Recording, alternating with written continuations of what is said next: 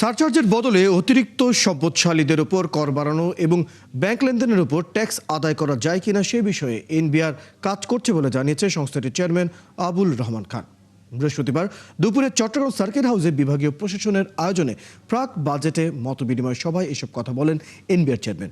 এ সময় তিনি আরও বলেন, অনেক ক্ষেত্রে ছোট বড় প্রকল্পকে সরকারি কাজ হিসেবে দেখিয়ে কর আদায় করা হয় না, যা ভবিষ্যতে আর গ্রহণযোগ্য হবে না।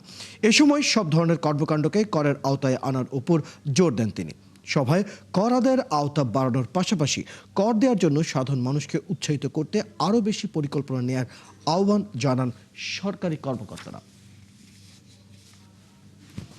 1,28,00,000 ট্যাক্স পেয়ার আছে, তার মধ্যে রিটার্ন দিয়েছে অ্যারাউন্ড 45 লাখ, বাকিরা দেয় নাই। সো তার পার্সেন্টেজে তো এটাই সত্য কথা যে বড় একটা অংশকে ট্রেস করতে পারে নাই।